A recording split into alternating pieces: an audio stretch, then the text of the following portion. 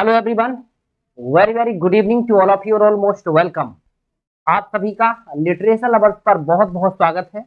मेरा नाम राजन महाजन है और मैं लेकर हाजिर हूं आपके बीच जी के जीएस का एक बेहतर शानदार एग्जाम ओरिएंटेड सेशन। तो चलिए सभी लोगों को मेरा गुड इवनिंग, नमस्कार एंड वेलकम। ऑडियो और वीडियो क्लियर हो तो एक बार प्लीज कंफर्म कर दीजिए और इसके बाद इस सेशन को स्टार्ट करते हैं। कल हमने पढ़ा था फंडामेंटल राइट्स के बारे में, आज उसी कड़ी को आगे बढ़ाते हुए हम लोग पढ़ेंगे राज्य के नीति निर्देशक तत्व यानी directive principle of state policy. तो चलिए स्टार्ट करते हैं आज के बेहतर शानदार और एग्जाम ओरिएंटेड सेशन को। सभी लोग आ जाइए, ऑडियो और वीडियो क्लियर हो तो एक बार कंफर्म कर दीजिए सभी लोग।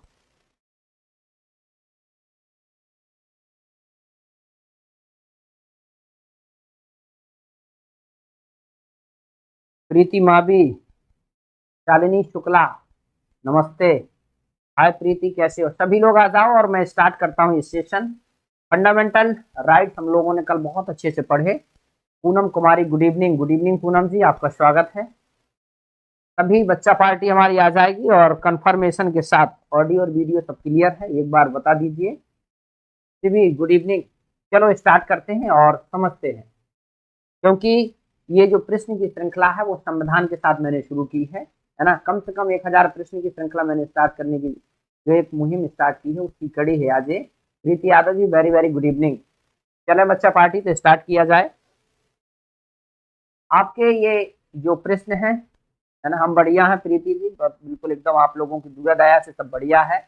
और आज तो सूर्य भगवान के कुछ दर्शन हुए, सर्दी से कुछ निजात है। आई होप आप लोगों के यहाँ भी सर्दी बहुत कम ही पड़ रही होगी अब, है ना। चलो, बाकी तो सर्दी अर्दी तो चलती रहना भाई, पढ़ाई भी जारी है और सर्दी भी जारी रहना चाहिए। राज्य के नीति निर्देशक तत्व, जिस पर हम लोग डिटेल में बताते चलेंगे, है ना। प्रश्न आता जाएगा, हम लोग उस पर अपना डिस्कशन रखते चलेंगे और एक्सप्लेनेशन विद क्वेश्चन समझते चलेंगे। तो चले स्टार्ट कर देते हैं और समझते हैं सारी चीजें। पहले प्रश्न के साथ स्टेशन की शुरुआत करते हैं। भारतीय संविधान में जो राज्य के नीति निर्देशक तत्व हैं वो किस देश के संविधान से लिए गए? आंसर करेंगे। ये प्रश्न पहला है। ये प्रश्न आई होप आप लोग शायद जानते भी होंगे और इससे पहले 2-3 सेशनों में इसके इर्द गिर्द क्वेश्चन पर मैंने डिस्कशन भी किया, लेकिन फिर से हम लोग उसके बारे में समझेंगे। देखो, पहले तो भारतीय संविधान की बात करो। मैं यदि इसको पढ़ा रहा हूँ तो आपको गौर करना होगा कि संविधान में कुछ ऐसी चीजें हैं जिनके बारे में एकदम फैक्चुअल जानकारी होना चाहिए। शालिनी शुक्ला, बहुत बढ़िया। क्या होगा? नीति निर्देशक तत्व, यानी जिसको अभी मैंने अपनी उसमें बताया डायरेक्टिव प्रिंसिपल, डीपीएसपी जिसको बोलते हैं शॉर्ट में। और किस देश यानी कंट्री का नाम बताना है। हमारे संविधान में अलग अलग देशों के सोर्सेस से अलग अलग पार्ट, अलग अलग चीजें, आर्टिकल ऐड किए गए हैं। ठीक है, तो ये आपके ब्रिटेन, आयरलैंड, सोवियत संघ, रूस और फ्रांस। तो क्या होगा आंसर? ऑप्शन बी, आयरलैंड के संविधान से लिया गया है। Direct principle of state policy आप जानते हैं, ये प्रश्न मैंने पढ़ाया है। ब्रिटेन से आपका विधि का शासन क्या लिया गया है? पार्लियामेंट्री व्यवस्थाएं, द्विसदनात्मक व्यवस्थाएं, ये सब ब्रिटेन से। यूएसएसआर से आपका क्या है? संविधान में जो आपके सामाजिक, आर्थिक और राजनीतिक न्याय की बात करता है वो यहाँ से। साथ ही साथ हमारे संविधान में जो कल मैंने पढ़ाया था वो क्या? फंडामेंटल ड्यूटीज, पूर्व सोवियत संघ से यूएसएसआर से आपका क्या है? फंडामेंटल ड्यूटीज, साथ ही साथ न्याय, जस्टिस की बात है ना। अलग अलग और भी चीजें ऐड है, लेकिन ये मूल चीजें हैं। Poonam Bhaskar ji, very very good afternoon and most welcome in this session. Soviet संघ, यूएसएसआर से और फ्रांस से लिया गया है गणतंत्रात्मक व्यवस्था, जो कि जस्ट 1 से 2 दिन बाद यानी 26 जनवरी को हम अपना क्या मनाते हैं? गणतंत्रता दिवस। यानी इसी दिन भारत का संविधान पूर्ण रूप से लागू हुआ। तो ये आपका क्या है? Option B. ये चीजें आप जानते रहा करो। एक फैक्चुअल चीजें कुछ फिक्स हैं जो कि आपको संविधान में यदि पढ़ना है तो पढ़ना ही पड़ेगा और पेपर में पूछी ही जाना। ठीक है, चलो दूसरे प्रश्न की ओर बढ़ा जाए। बहुत सारे लोगों ने आंसर भी दिया, बहुत बढ़िया, प्रयास करते रहिए। प्रश्न में आगे की ओर बढ़ते हैं। राज्य के नीति निर्देशक तत्वों का उल्लेख भारतीय संविधान के किस यानी किस भाग में है? अब बताइए, राज्य के नीति निर्देशक तत्व हैं वो भाग बताना है। देखो 4-5 चीजें कल मैंने बताया था कि फिक्स है। पारा 15 किसी भी चीज के फैक्ट याद कर लो, वो पूरा का पूरा एकदम सेशन कंप्लीट कर सकते हो आप। क्वेश्चन वही है, थोड़ी सी एडिशनल जानकारी बढ़ जाती है और प्रश्न उसका पूरा का पूरा रूप ले लेता है। ठीक है, तो क्या होगा, अब भाग बताना, जैसे कि हम लोग भाग पढ़ते हैं। पहले तो आप लोग बताइए कि भाग संविधान में कितने हैं और वर्तमान में कितने हैं। देखो भाग वैसे हम लोग 22 पढ़ते हैं, लेकिन मूल संविधान की बात है, ये किसकी है, ये मूल संविधान की बात है। अब संशोधन होने के बाद कुछ पार्ट जोड़े गए, 4 का, 9 का, और यहाँ पर कहीं ना कहीं शायद 14 का जोड़ा गया है, और इनको ओवरऑल मिलाकर के अब इनको 25 बोल देते हैं। ठीक, ये आपके भाग वर्तमान में 25 हो जाते हैं। भाग कौन सा है इसका, आंसर करिए। भाग 2, 3, 4 या 5? भाग कितना है आपका, भाग होगा बेटा 4। 4 कौन सा, आर्टिकल अभी आपके नहीं बताऊंगा, नहीं तो आंसर और आगे तक आ जाएगा। देखो भाग पढ़ाते हैं आपको, भाग फर्स्ट जो कि नागरिकता की बात करता है, किसकी, नागरिकता, सिटीजनशिप की, आर्टिकल 1 से लेके 4 तक। भाग सेकंड बात करता है आर्टिकल 5 से लेकर 11 तक, सॉरी नागरिकता नहीं, एक मिनट,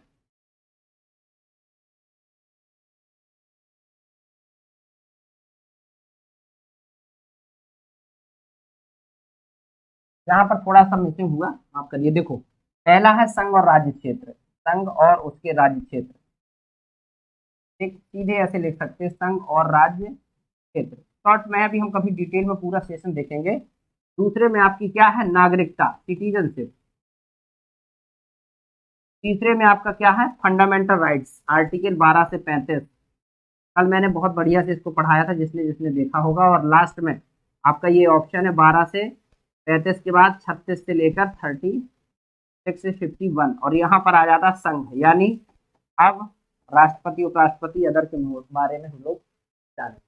समझ में आ गया, संघ राज्य क्षेत्र, बिल्कुल। पहला संघ राज्य क्षेत्र, दूसरा नागरिकता, तीसरा मौलिक अधिकार, चौथा fundamental right, DPSP, directive principle of state policy, पांचवा संघ, है ना। संघ का मतलब उसके अंतर्गत राष्ट्रपति उपराष्ट्रपति अदर अदर केंद्रीय मंत्रिपरिषद सब कुछ आ जाएगा। ठीक है, तो ये चीजें समझ में आ गई आपको। अब किसमें है, ऑप्शन सी। चले, भारतीय संविधान के किस अनुच्छेद में राज्य के नीति जैसे तत्वों का उल्लेख किया गया। चलो फिर से प्रश्न आ गया, मूल कर्तव्य, बिल्कुल फंडामेंटल ड्यूटीज, समझते चलो वही चीजें हैं। क्या होगा, नीति निर्देशक तत्वों के लिए अनुच्छेद 33 से 40, अनुच्छेद 34 से 48, अनुच्छेद 36 से 51, अनुच्छेद 34 से 52। क्या होगा इसका आंसर, देखो ये पूरा का पूरा अभी भाग पढ़ा, उसी भाग के अंतर्गत कितने से कितने आर्टिकल तक अभी पढ़ाया आपको, आर्टिकल 36 से 51, ये आपके भाग 4 में है। और ये क्या है आपका, DPSP, directive principle of state policy. ये कहीं नहीं इसके साथ जुड़ता है, ये 48 तक है नहीं, 33 से स्टार्ट है नहीं, ये फंडामेंटल राइट इसमें जुड़ा है, इसमें फंडामेंटल राइट है, इसमें भी फंडामेंटल राइट के साथ बना दी, इसलिए गलत है। समझ में आ रहा है, यहाँ तक किसी को कोई दिक्कत परेशानी एंड समस्या कोई भी हो आपको पूछ सकते हैं आप। जी बिल्कुल, किसी को कोई दिक्कत परेशानी आप लोग बताइएगा।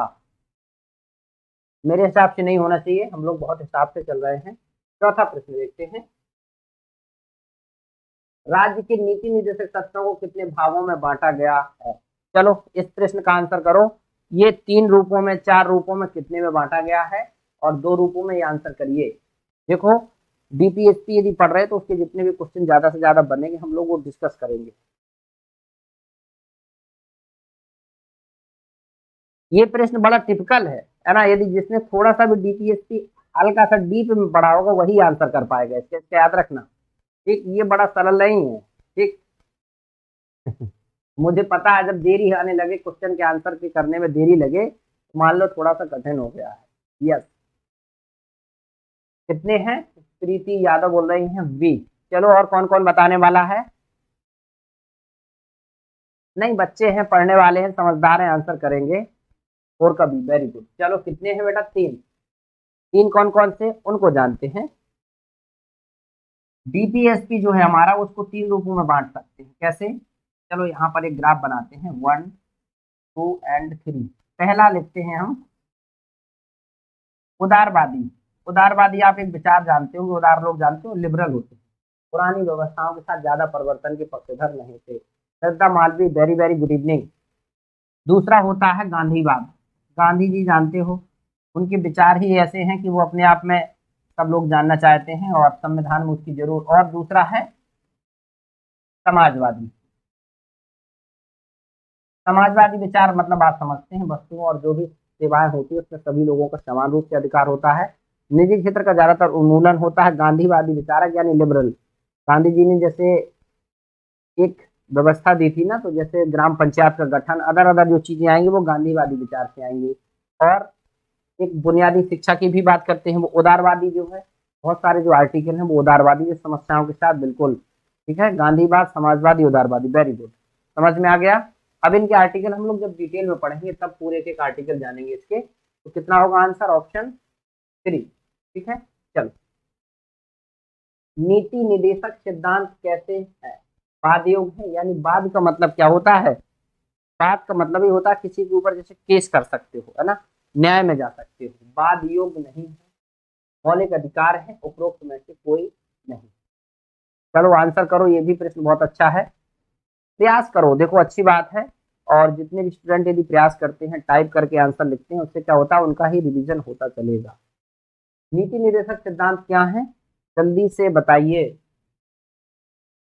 देखो कल मैंने पढ़ाया था फंडामेंटल राइट, उससे जस्ट अपोजिट अपोजिट बहुत सारी चीजें इसी का आंसर होती है। तो बेटा ये बाद योग नहीं है, ये राज्य के ऊपर कहा गया है। राज्य के ऊपर कोई जबरदस्ती नहीं है कि इस चीज को लागू ही करे, उसको एक सुझाव दिया गया है, ये मानने के लिए है, ये जबरदस्ती नहीं है। जैसे यूसीसी, यूनिफॉर्म सिविल कोड, जो कि आर्टिकल अभी 44 हम लोग जानेंगे।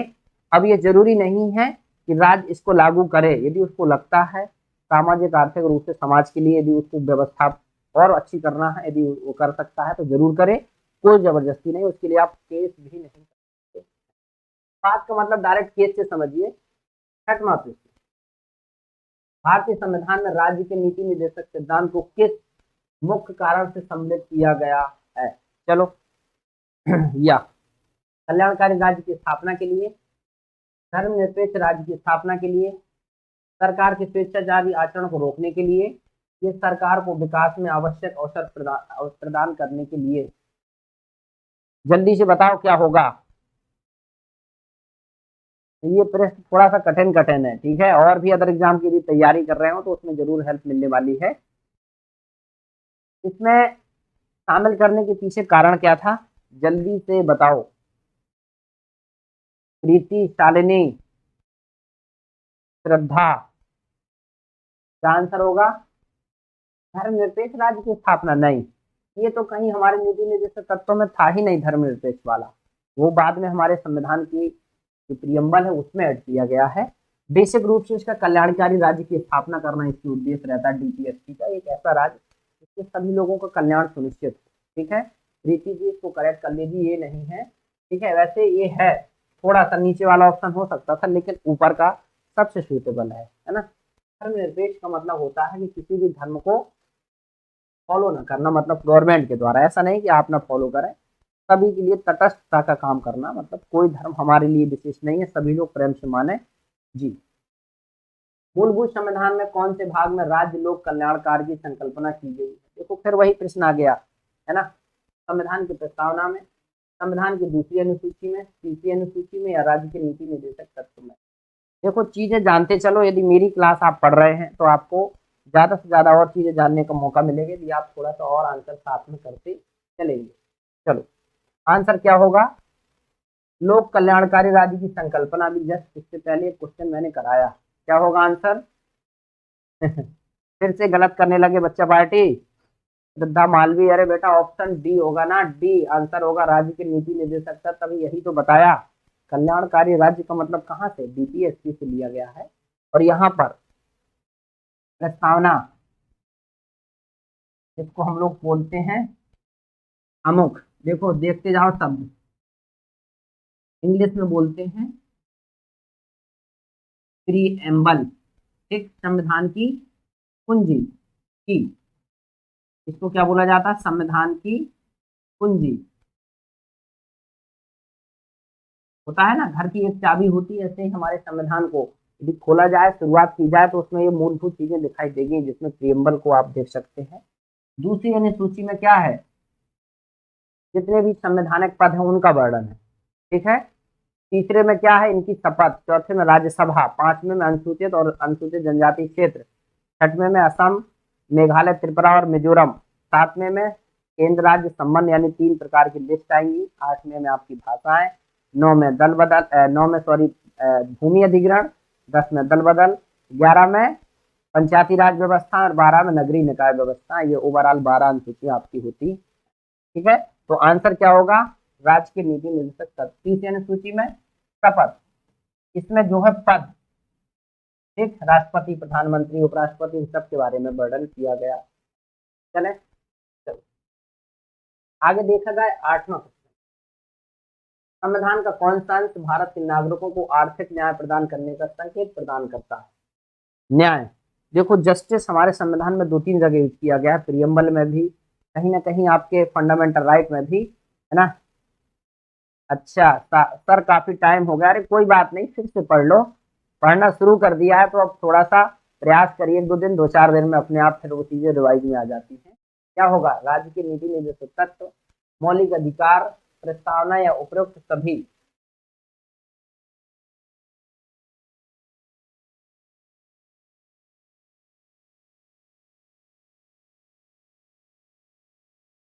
यहाँ पर थोड़ा सा आप देखिएगा क्या होगा ऑप्शन।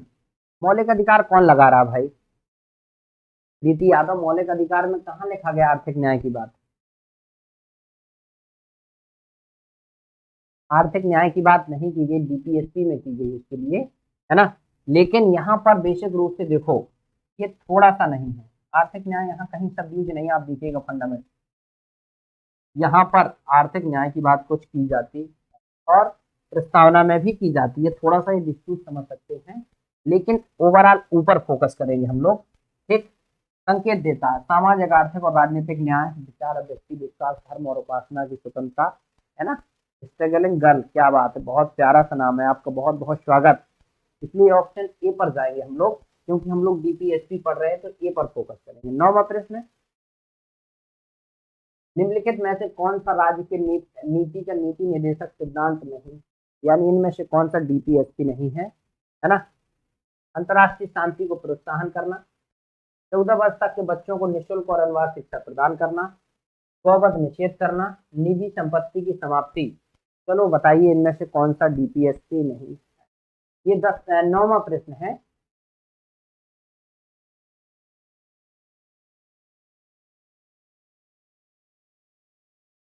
आप लोग आंसर करिए, क्या होगा इसका आंसर।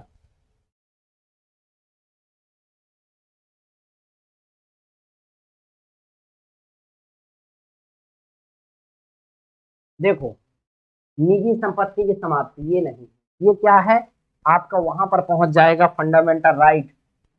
ये फंडामेंटल राइट पर पहुंच गया आर्टिकल 31, जिसको 44 में संविधान संशोधन 1978 के माध्यम से हटाया गया है, ठीक है। अब आपका फिर ये आर्टिकल भाग 12 में चला गया, ये आपको याद रखना 300 का में फंडामेंटल राइट से इसको लीगल राइट बना दिया गया, ये भी आपको याद रखना, ठीक है। तो ये ऑप्शन, बाकी अंतर्राष्ट्रीय शांति को प्रोत्साहन करना, आपने देखा होगा 51 आर्टिकल इसकी बात करता है, ठीक। और 14 वर्ष तक के बच्चों को वही आर्टिकल 45 में, है ना, पहले छोटे बच्चों के था उसी को एक्सटेंड किया गया है। गौवध निषेध, ये भी आपका आर्टिकल है इसमें डीपीएसपी में। तो ओवरऑल ऑप्शन डी सही आंसर होगा, बहुत बढ़िया। 10वां प्रश्न देखते हैं।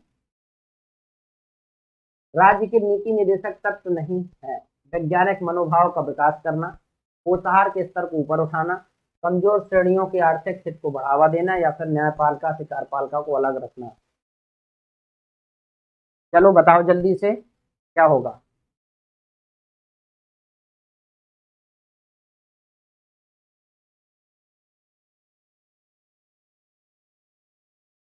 देखो यहाँ पर नहीं का मतलब क्या होता है, सीधा सीधा नोट लगा दो ना, जो नहीं है। अब कौन नहीं है, ये बेटा आपका फंडामेंटल ड्यूटीज है, फंडामेंटल ड्यूटीज है, ना कि ये डीपीएसपी है, ठीक है। तो ये आंसर सही हो जाएगा, बाकी ये सही है, पोषाहार स्तर को, आर्थिक रूप से, ये सब सही है, ये आपका रॉन्ग है, ऑप्शन ए इसका राइट आंसर होगा, है ना, बिल्कुल। चलें आगे।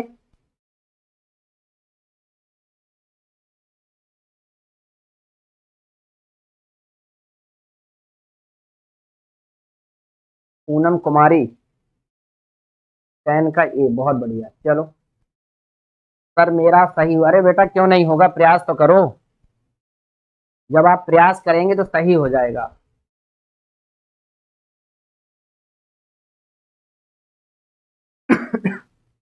चला जाए, बिल्कुल। चलो देखते हैं, किसी नीति निदेशक सिद्धांत को प्रायः समाजवादी माना जाता है यदि ग्राम पंचायतों की स्थापना की बात करें, गौवध पर निषेध, अंतर्राष्ट्रीय शांति एवं सुरक्षा को प्रोत्साहन, लास्ट से आय की असमानता को कम से कम करना। क्या होगा डीपीएसपी का आंसर?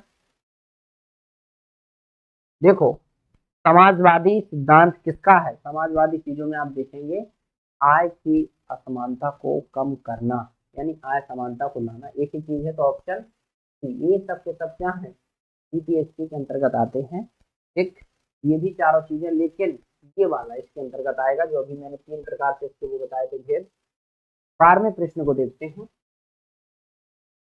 निम्नलिखित नीति निर्देशक में से वह सिद्धांत कौन सा है जिसे गांधीवादी सिद्धांत कहा जाता है? चलो गांधीवादी सिद्धांत बताओ भाई। श्रमिकों और बच्चों का संरक्षण, प्रशासन के प्रभावी एकलों के रूप में ग्राम पंचायत का गठन, पुरुषों और महिलाओं के लिए समान कार्यपालिका से न्यायपालिका का पृथक्करण करना। ये सब के सब ऑप्शन हैं,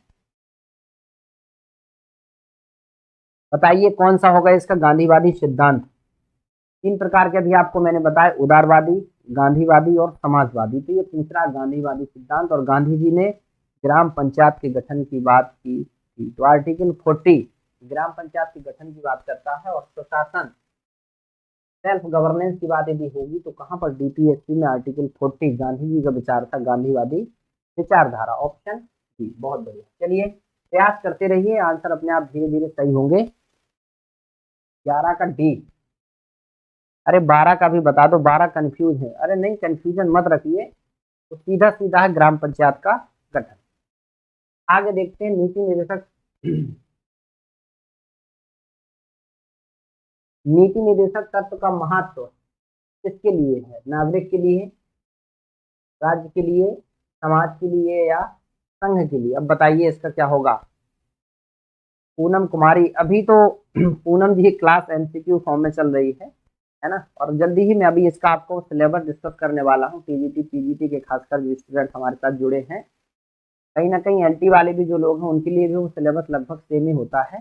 तो आने वाले समय में कुछ इस प्रकार का उसका सिलेबस होगा, उसको भी मैं 1-2 दिन में वीडियो के माध्यम से डिस्कस करूंगा डिटेल में, ठीक, क्या क्या पढ़ना है, क्या क्या चीज़ आने की संभावना है। और जी के जीएस यदि पढ़ रहे हैं तो वो तो बहुत बड़ा है, लेकिन कितना पढ़ा जाए वो भी चीज़ें हम लोग समझेंगे। बताइए महत्व किसके लिए है इसका, ये किसको दिया गया है, राज्य को। बहुत बढ़िया, राज्य का है तो क्या नाम लिखा, राज्य की नीति, राज्य को ही कहा गया है कि आप एकदम स्वतंत्र हैं, लेकिन हाँ राज्य का काम ही होता है लोगों का विकास करना, और ये उसी के लिए क्या करता है, एक प्रकार से इनको क्या करता है, एक रास्ता दिखाता है, गाइड करता है। ऑप्शन सी, राज्य, स्टेट। भारत के किस राज्य में, ये बहुत अच्छा प्रश्न है, अभी मैंने जब इससे पहले थोड़ी देर पहले चर्चा की थी, है ना, भारत के किस राज्य में समान नागरिक संहिता लागू है? बहुत ज्यादा चर्चा में ये टॉपिक रहता है, समान नागरिक संहिता। ठीक, जिस दिन डीपीएसपी की क्लास होगी इसको पूरा डिटेल में विद इसके कई सारे केसेस उनके माध्यम से समझेंगे हम लोग। नागरिक संहिता मेघालय, केरल, हरियाणा और गोवा किस राज्य में लागू है, जल्दी से बताइए।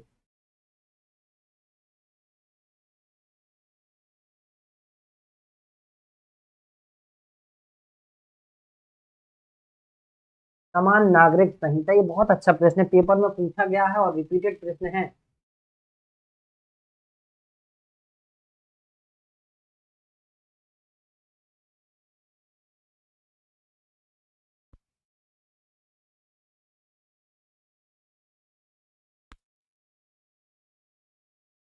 कहां पर है इसका आंसर, सीधा सीधा आंसर आप समझ लीजिए, कभी भी पेपर में आए और ये प्रश्न भारत के जो हिस्ट्री में एक अपने स्तर का एक नया प्रश्न ऐड होता है, ये नागरिक संहिता वाला आता ही रहेगा। आप लोग इस पर डिस्कशन स्टार्ट होगा, कई राज्य इस पर बात करने लगे हैं सर। जब क्लास होगी उसके बाद क्वेश्चन सीरीज सही रहेगी। हाँ हाँ बिल्कुल शालिनी जी, क्लास भी होगी डिटेल, थोड़ा सा शुरुआत करने दीजिए, अभी आप ही डिटेल नहीं पढ़ेंगे, फिर डिटेल लोगों को कम मजा आता। मैं तो बहुत डिटेल पढ़ा दूंगा, पूरा डिटेल ही रेट पढ़ाया जाए, लेकिन थोड़ा सा है ना, थोड़ा सा प्रैक्टिस करवा देते, देखते हैं कितने लोग कितना तैयारी करके रखे हैं और कितना कौन प्रयास कर रहा है। पढ़ाऊंगा मैं, वो भी पढ़ाऊंगा आपको।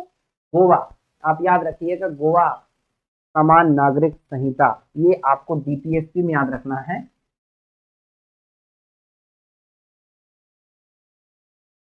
डीपीएसपी में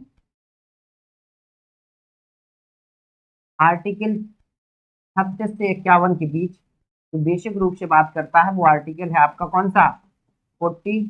44 में आर्टिकल कहता है uniform civil code. Uniform civil code आप समझिए। आप यूनिफॉर्म का मतलब होता है समान, विवाह, विच्छेद और उत्तराधिकार, ये सब जैसे आपने सुना होगा 3 तलाक जैसे मैटर, तो वो हर एक धर्म पर समान रूप से लागू होने वाले नियम होते हैं, है ना, उसी को बोलते हैं समान नागरिक संहिता। साहबानो केस आपने नाम सुना होगा, ये 1985 के बाद के दौर की बात है, उस समय ये बहुत जोरों पर था। यूनिफॉर्म सिविल कोड फिर से डिस्कशन में है और इस पर कई सारे आर्टिकल आते रहते हैं, अभी कई सारे स्टेट इस पर प्रोग्रेसिव काम कर रहे हैं। इंडियन गवर्नमेंट के द्वारा भी इस पर डिस्कशन स्टार्ट किया गया है। आने वाले समय में इसमें कुछ चीजें आपको देखने को मिल सकती है। तो गोवा राज्य ऐसा भारत का जिसमें सबसे पहले लागू है, आने वाले समय में कहाँ लागू होगा वो भी जब ऐड होगा तो हम पढ़ेंगे। 15वां क्वेश्चन देखते हैं। भारतीय संविधान के अंतर्गत कल्याणकारी राज्य की अवधारणा निम्नलिखित में से किस अनुच्छेद में वर्णित है। कल्याणकारी राज्य, ठीक, आर्टिकल 36, आर्टिकल 38, आर्टिकल 49, आर्टिकल 51। चलिए बताइए क्या होगा।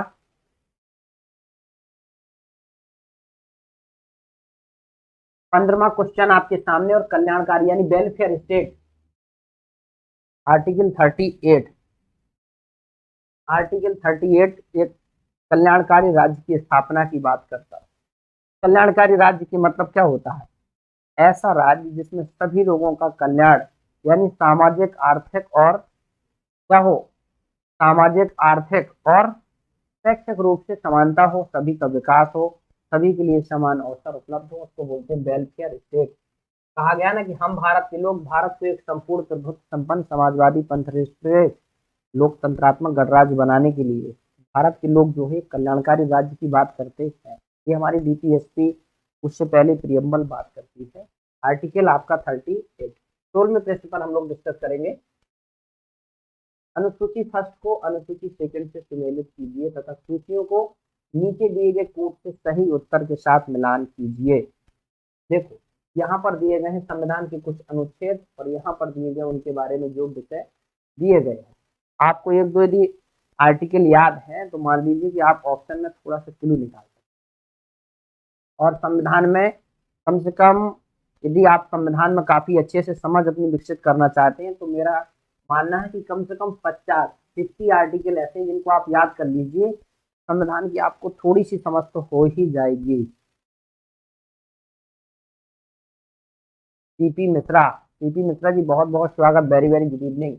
क्या होगा, आर्टिकल 40, आर्टिकल 41, आर्टिकल 44, आर्टिकल 48। देखो ये 2 आर्टिकल आपको याद हो गए होंगे, अभी मैंने पढ़ाया है। अब यदि आप भूलें तो फिर बताइए। देखो आर्टिकल 44 वाला समान नागरिक संहिता सीधा सीधा मिल गया, आर्टिकल 40 सीधा सीधा मिल गया। अब बताओ क्या होगा, सीधा सीधा मिल रहा है चारों के चारों, तो अब इसमें ज्यादा खोजने की कोई जरूरत नहीं है। A B C and D, क्या बात है, ये तो गायब ही थे भाई। चलो देखो सीधा सीधा है, सामने से सूची फर्स्ट और सूची सेकंड मिल रही है, तो क्या होगा, कौन कह रहा है भाई ये, अरे ये होगा ना बच्चा पार्टी, पहला ही ऑप्शन होगा, पहले का ये, दूसरे का बी, तीसरे का सी, चौथे का डी, ये सीधे सीधे होगा। स्ट्रगलिंग गर्ल, अरे बेटा गलत मत करो, है ना। आपका बिल्कुल सही था, लेकिन थोड़ा सा समझ के आंसर करोगे तो और ही सही निकलेगा। 17वां क्वेश्चन, इनमें से कौन राज्य के नीति निर्देशक सिद्धांतों में सम्मिलित नहीं है? मद्य निषेध, काम का अधिकार, समान कार्य हेतु समान वेतन, सूचना का अधिकार। बहुत बढ़िया प्रश्न है, आंसर को आगे बढ़ाते हैं। पूनम कुमारी 16 का ए। चलो, पीछे चल रहा है हमारे बच्चों को कमेंट, क्या बात है? नहीं, ऐसा तो नहीं कि आप ही पीछे हैं या फिर मैं ही पीछे हूँ।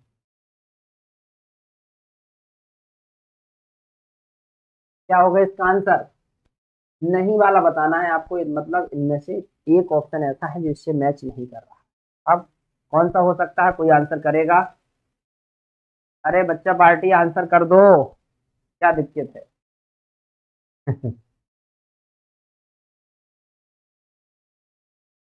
अब सीधा है,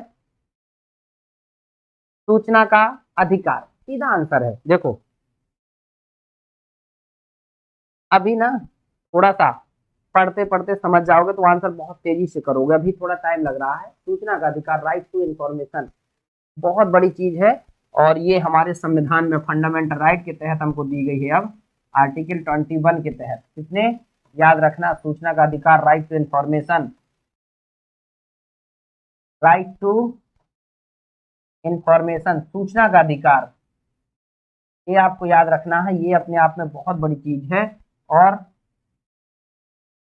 10 अक्टूबर 2005 से पूरे भारत में लागू है। आप किसी भी चीज की, किसी भी डिपार्टमेंट की ऐसी जानकारी को प्राप्त कर सकते हैं जो अभी तक आपको पता नहीं थी। ठीक है, ये चीजें आपको जानना, right to education, right to information, ये सब बहुत सारी चीजें लगभग लगभग सेम होती हैं।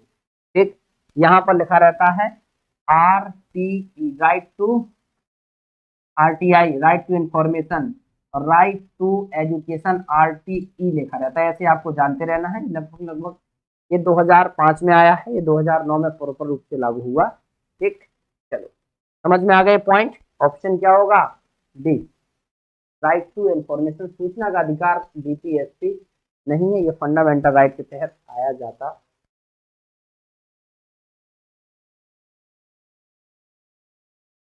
भारतीय संविधान का कौन सा अनुच्छेद भारत की विदेश नीति से संबंधित है? बताइए। ये 18वां प्रश्न, विदेश नीति, समझ रहे हैं ना, विदेश की नीति यानी अपने देश के लिए नीति बनती है, वो तो ठीक है। हम अपने देश के संबंध दूसरे देश के साथ कैसे रखना चाहते हैं, और किस किस माध्यम से संबंधों को अच्छा किया जा सकता है, और किस बात को लेकर संबंध खराब हो सकते हैं, इन सब चीजों के बारे में डिस्कस किया गया है किस आर्टिकल में, बताएं।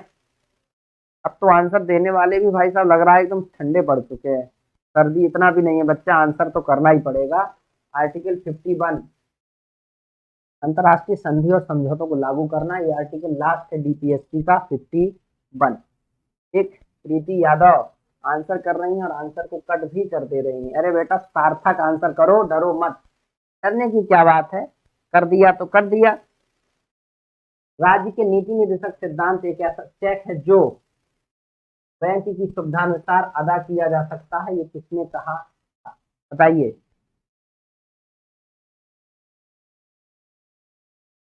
BR अम्बेडकर ने, KM मुंशी ने, डॉक्टर राजेंद्र प्रसाद ने, KT शाह ने।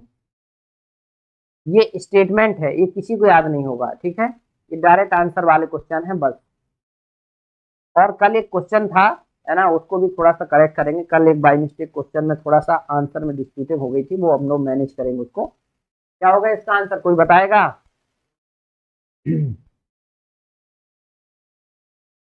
क्या बोलते हैं, स्वाति शुक्ला कौन थी, वो बता ही नहीं पा रही आंसर, क्या होगा बेटा? सर्च कर लिया किसी ने गूगल से क्या? चलो, ऑप्शन डी होगा, KT शाह ने कहा था। KT शाह ने सिर्फ चेक कहा था, ये अपने हिसाब से कर सकता, राज्य से डिपेंड है उसके ऊपर कि कितने बेहतर से अपने राज्य का विकास करता है। बहुत सारे राज्य देख रहे हो बहुत डेवलपमेंट की ओर रहते, कुछ राज्य थोड़ा पीछे, प्रयास सबका रहता है ना। अच्छा, सर मौसम कूल ज्यादा है और आंसर भी करेक्ट नहीं मालूम है, इसलिए ओनली लिसनिंग कर रहे हैं, वेरी गुड, वाह। अरे आपको तो याद है भाई, अब आपको याद है तो कोई बात ही नहीं है। ठीक, चलो 20वें क्वेश्चन की ओर आते हैं। निम्नलिखित में से कौन संविधान के 42वें संविधान संशोधन द्वारा नीति निर्देशक तत्वों में जोड़ा नहीं गया है। चलो बताओ। अरे मिश्रा जी, सर्दी तो पड़ ही रही है। शोषण से बच्चे और बहसों की सुरक्षा, समान न्याय तथा निःशुल्क कानूनी सहायता, समान आचार संहिता या उद्योगों के प्रबंधन में श्रमिकों की भागीदारी। ये बताइए कौन सा जालस में संविधान संशोधन से नहीं जोड़ा गया। प्रीति यादव, बड़ा हंसी आ रही बेटा। सर्दी में हंसी अपने आप में बड़ी अलगी बात है। वैसे तो हंस सकते हो क्योंकि मेरी क्लास है, यहाँ हंसना बिल्कुल भी मना नहीं है। हंसिए, मुस्कुराइए, क्योंकि आप पढ़ रहे हैं GK GS with Rajan Mahajan sir. चलो, 42वें संविधान संशोधन द्वारा किस चीज को नहीं जोड़ा गया, निगेटिव बताना है। कौन है? कोई है? अरे भाई गलत मत करो। समान आचार संहिता बच्चा, ये आर्टिकल 44 में ऑलरेडी है। इसको कहाँ है? समान आचार संहिता यूसीसी आर्टिकल आपको बताया अभी 44। भूल गए बच्चा पार्टी? ये मूल संविधान की चीज है, इसको एडिट नहीं किया गया। ठीक है। और संशोधन 42 में हुआ 1976 में। इसमें बहुत सारी चीजें जोड़ी गई। इसको मिनी कॉन्स्टिट्यूशन कहा जाता है। प्रियम्बल में चीजें जोड़ी गई और अदर चीजें। लेकिन ये डीपीएससी की समान आचार संहिता पहले से लागू है। चले,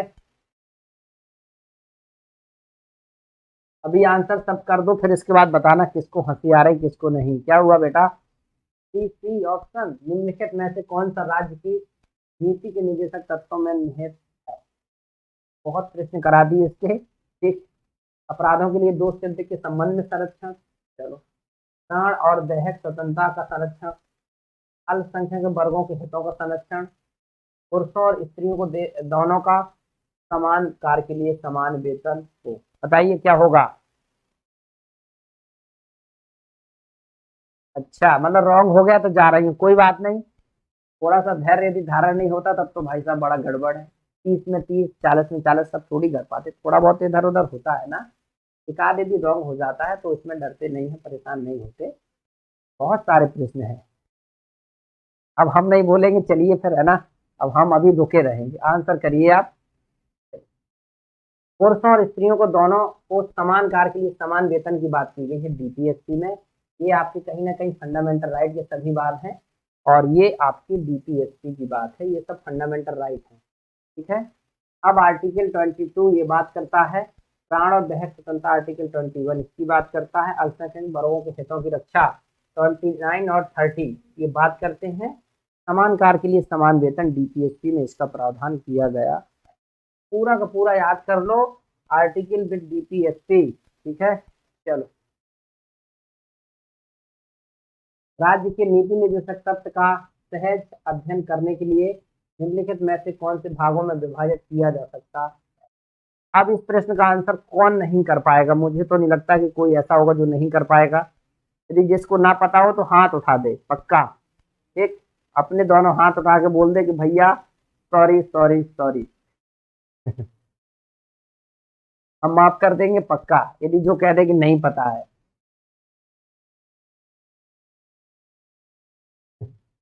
बताया गया आंसर है, सिर्फ आंसर यस और नो में करना है, पता है कि नहीं।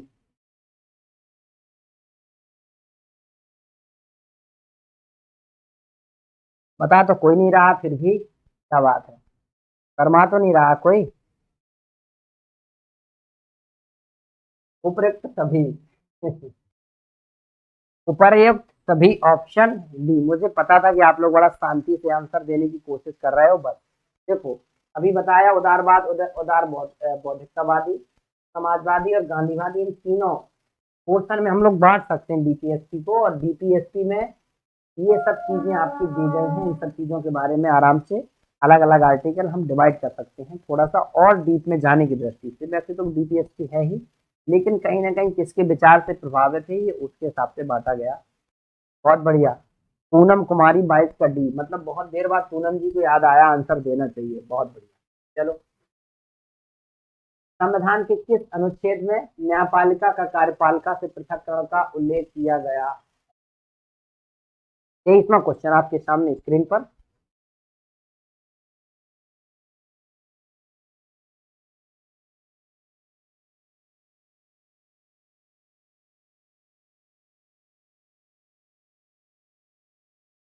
न्यायपालिका का कार्यपालिका। भारत में 3 प्रकार की चीजें आप देखते होंगे, कौन कौन सी? ये शब्द आपने सुना है कि नहीं? विधायिका, लेजिस्लेचर होता है, विधायिका, कार्यपालिका और न्यायपालिका। ये 3 होते हैं ना, 3 स्तंभ होते हैं भारत की व्यवस्थाओं के, और ये 3 स्तंभों को ही मेन रूप से हम लोग देखें तो इसमें संविधान की सारी चीजें अपने आप में समझ में आ जाएंगी। क्या होगा आंसर? कौन कह रहा है भैया? डी। 23 का 22 का पता नहीं चलता ना, ये आपको पता होना चाहिए किस नंबर का है, तो उसको लिखिए। देखो इसमें लिखा गया है न्यायपालिका का कार्यपालिका, यानी आपका जुडिशरी अपना काम करेगी और कार्यपालिका यानी एग्जीक्यूटिव बॉडी है जो वो अपना काम करेगी, दोनों अपने अपने स्तर पर काम करेंगे। ठीक है, बिल्कुल। आर्टिकल 50, ठीक, ये आपको याद रखना है। आर्टिकल 50 इसके लिए प्रावधान दिया गया है, ये बीपीएससी में आएगा आपका। ठीक है, चले, तो ये बात बिल्कुल समझ में आ गई होगी। 23 अभी आपको संविधान बहुत पढ़ाने की जरूरत है, मैं बहुत जल्दी स्टार्ट करूंगा। पहले मैं आपको एक दिन सिलेबस डिस्कस कर दूं बढ़िया से, है ना, कि क्या क्या पढ़ना है। एक दिन आप लोग आइए सब लोग, और पेन कापी साथ में लेकर आइए। ओके, पेन कापी लेकर आइए, साथ में आइए, और जो जो चीजें आना हो पेपर में उस चीजों को मैं लिखा देता हूँ, फिर उसी हिसाब से हम लोग और आगे डिटेल और एमसीक्यू मिक्स पढ़ते चलें। ओके, तो नेक्स्ट हुआ जाए क्वेश्चन की ओर। भारतीय नागरिकों के लिए एक समान सिविल संहिता प्राप्त करने की बात किस आर्टिकल में कही गई? अब इसको गलत मत करना भाई, बड़ा दुख होने वाला है, क्योंकि बहुत बार इस क्वेश्चन को मैंने बता दिया, बस आपको गलत नहीं करना। 24, यदि आप थोड़ा सा ट्रिक लगाना जानते हैं ना, तो इसमें ट्रिक भी लग सकती है। ठीक,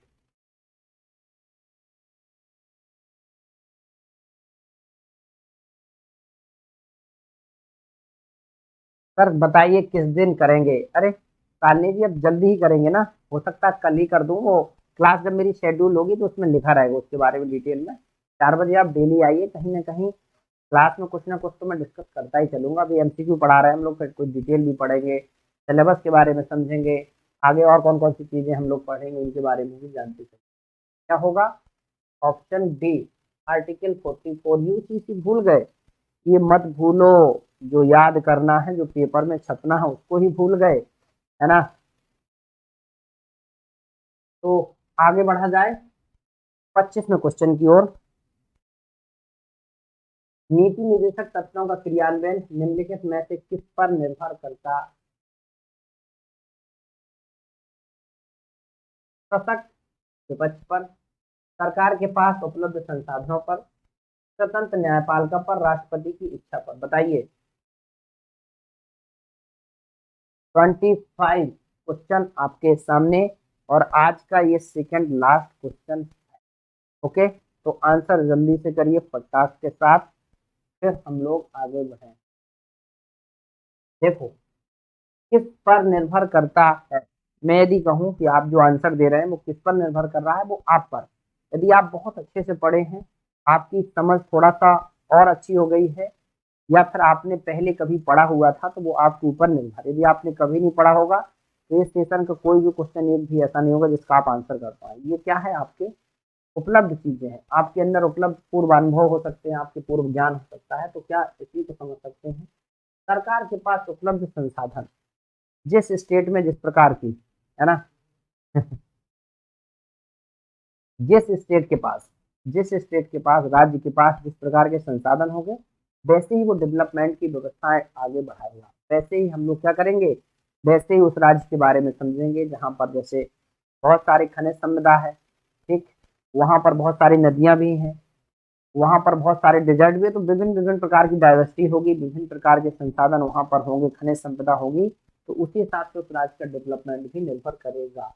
तो वहां पर इसी प्रकार से डीपीएसपी लागू होंगे। हो सकता है कि वहां पर समान कार्य के लिए समान वेतन लागू ना हो, क्योंकि कुछ ऐसी कंडीशन बन रही है। हो सकता है क्या हो, वहां पर यूसीसी लागू ना हो, तो कंडीशन के हिसाब से होगा, राज्य पर निर्भर है। वो स्वतंत्र संसाधन है तो बिल्कुल करे, नहीं है तो भाई साहब शांति से अपना काम करो, है ना, बिल्कुल। तो चलिए आज के इस लास्ट क्वेश्चन को और देख लेते हैं। कल जो क्वेश्चन मैंने पढ़ाया था इसमें थोड़ा सा एक स्टूडेंट ने कमेंट भी किया था, ठीक, मैंने सोचा कि कुछ नहीं, कमेंट तो रिप्लाई क्या मतलब, वो पब्लिकली रहेगा, क्लास में ही मैं डिस्कस कर देता हूँ पूरा के पूरा, ताकि आप समझ पाए।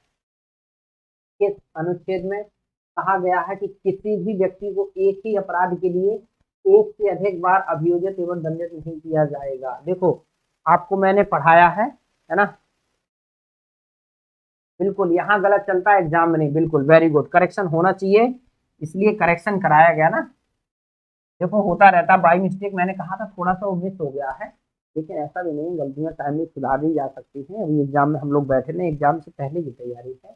आर्टिकल 20 आपको मैंने बताया था ना, राइट टू फ्रीडम यानी स्वतंत्रता का अधिकार, अनुच्छेद 19 से लेकर 22 तक। 19 से लेकर कितने, 19 से 22 तक।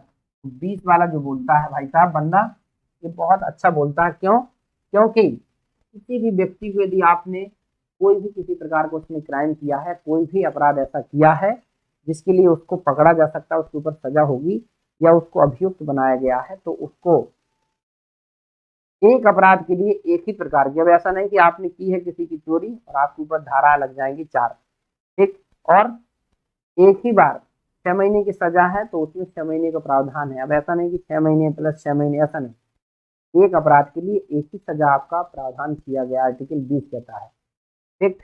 बिल्कुल साली जी, कोई बात नहीं, है ना। चले, अनुच्छेद 20 इसका आंसर है, कल का थोड़ा सा करेक्ट कर लीजिएगा।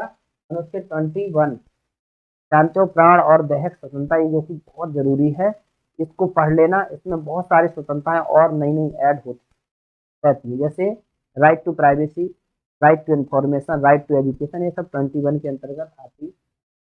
चले, स्पष्टता का अंत आर्टिकल 17 कहता है, और आर्टिकल 22 अपराधों के दोष सिद्धि के संबंध में संरक्षण देता है आपको, कोई व्यक्ति जबरदस्ती आपको नहीं अरेस्ट कर सकता। चले बच्चा पार्टी, तब ये आपके 26 क्वेश्चन थे, पूरे कंप्लीट हुए। आई होप बीपीएससी से रिलेटेड बहुत सारे जो प्रश्न बनने वाले थे वो मैंने डिस्कस कर दिए हैं, और उम्मीद करता हूँ कि आपको बात जो भी क्वेश्चन के माध्यम से या डिटेल में हमने चीज़ें समझी वो समझ आई होंगी।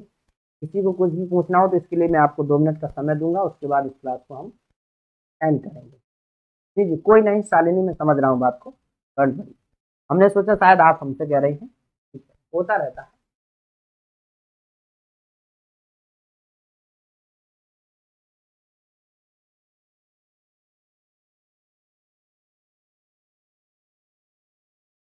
किसी का कोई प्रश्न, कोई डाउट हो तो पूछ सकते हैं आप, फिर हम लोग कल मिलेंगे 4 PM पर ना, अपने इसी सेशन को आगे बढ़ाते हुए। अभी थोड़ा दिन और हम लोग संविधान पढ़ते हैं, थोड़ा सा जानते हैं, फिर हम लोग साइंस की तरफ बढ़ेंगे, ज्योग्राफी तरफ बढ़ेंगे, धीरे धीरे से, है ना, इकट्ठा तो पढ़ा नहीं जा सकता, धीरे धीरे। चलिए कोई बात नहीं, बहुत बढ़िया, सबको समझ में आ गया इसका मतलब, तो क्लास को एंड किया जाए। आप लोगों से इजाज़त लेंगे, कल फिर मिलेंगे, तब तक के लिए धन्यवाद, बिल्कुल, थैंक यू सो मच। सभी लोगों का जुड़ने के लिए धन्यवाद, अपना ख्याल रखो, हंसते और मुस्कुराते रहो। लिटरेचर लवर्स पर 4 PM डेली क्लास आप लोग पढ़ने आते रहो। Thank you so much.